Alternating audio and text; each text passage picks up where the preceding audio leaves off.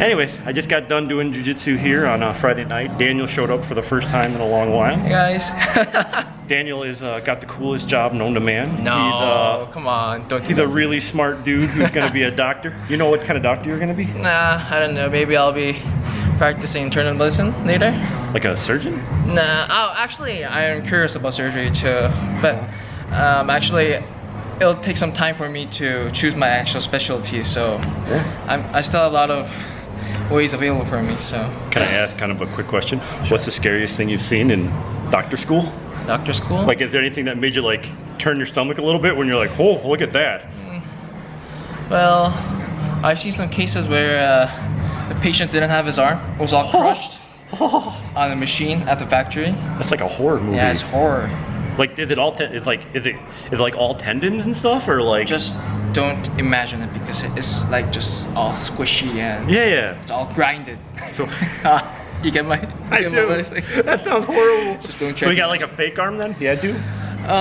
Actually, I didn't see what kind of option he chose, but sure, I think he'll have a prosthetic arm. Yeah. And then did you get a chance to like do all the rotations, like the baby doctor? Like in Korea, do they do the same thing where like each prospective doctor has to do like a little bit of each? Yeah, sure. So you did a little bit of brain surgery? Well, did you do neurosurgery? actually, brain surgery. The neurosurgery is on my curriculum at next year. Oh no shit! I heard it's cool. Like it should be cool. Yeah, I'm expecting to. When I got my surgery in February, I didn't know that the operating rooms are like cold. Yeah, it's very to cool. like wake you up. Yeah. I mean, it makes sense, but it's just like you don't know until you're like. And in Korea, like so in America, if you get a surgery, I mean, I don't know, I've only got like 2 surgeries in my life, but usually they give you anesthesia before you go into the surgery room. But in Korea, they didn't do it till I was on the operating table, and it freaked the shit out of me.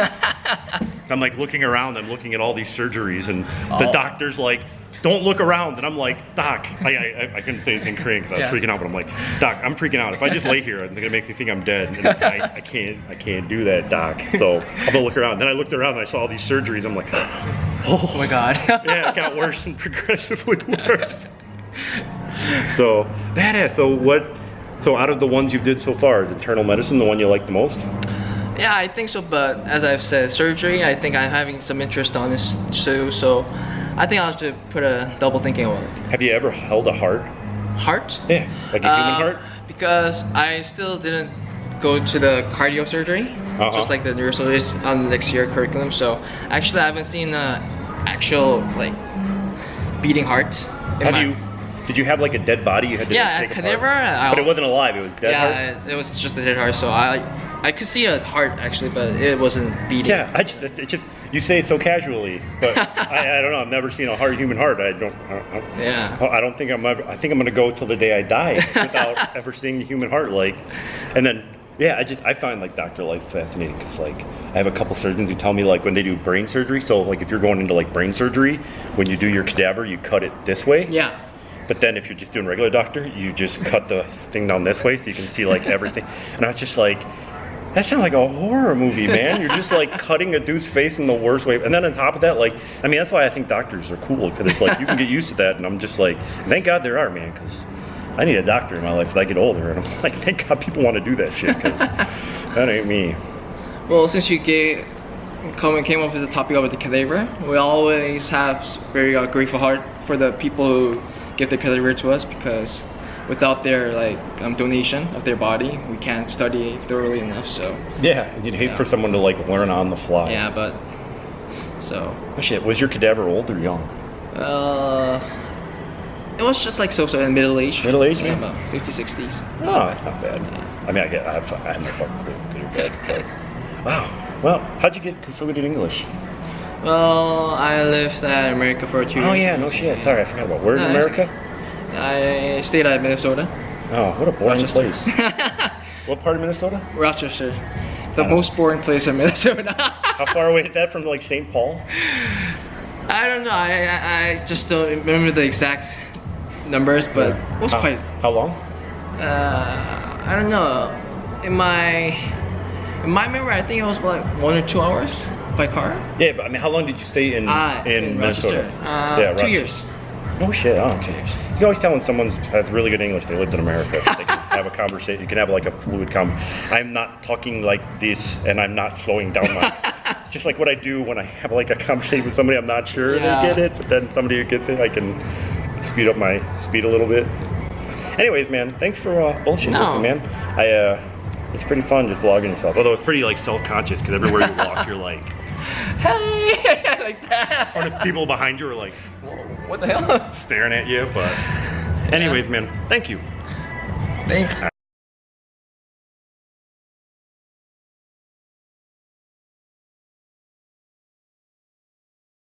As I was doing jiu-jitsu, it's kind of interesting. I've been doing jiu-jitsu for about 2.5 years now, and growing up I was never really a really active guy. So going ahead and just starting a martial art is really eye-opening, man. Like, it's funny to say after a couple of years, to be able to say after a couple of years that I know some MMA athletes and I'm able to exercise with some MMA athletes. And after doing a couple of years of jiu-jitsu, it's really interesting just to be able to, I don't know, just all the benefits that you don't think about. Like, I really am a more confident person. People talk about learning a martial art, and oh, I just got yelled at by that old man. Awesome.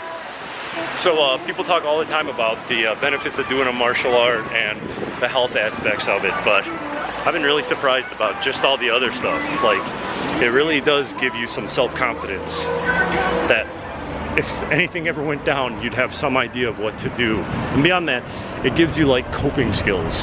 Like, I don't know how to say it, but just when you do jiu-jitsu against people who are better than you, you fail a lot. And not just like a little bit, but it's just like years and years of just constant failing. And it forces you to be able to deal with failure in like a pro-social way of like either reconstructing what it means to be successful or just to become okay with trying new stuff and failing. And it just, after doing jiu-jitsu, it really see the ways that it applies to just other stuff in life. Like, yeah, you just apply it to so many things in your life. Like when I do Korean and I fail, it helps me to just realize that I haven't failed. I'm just learning new ways to do stuff. Or, I don't know, when I just do like, even this vlogging, like times that people tell me that it's bad or I feel like silly about it. But it just, being able to fail and being able, and then thinking about like, oh, like I'm just learning new ways to do stuff is really helpful. So if you're ever watching this, man, you ever want to learn something cool, you should start some jiu-jitsu because it's fun.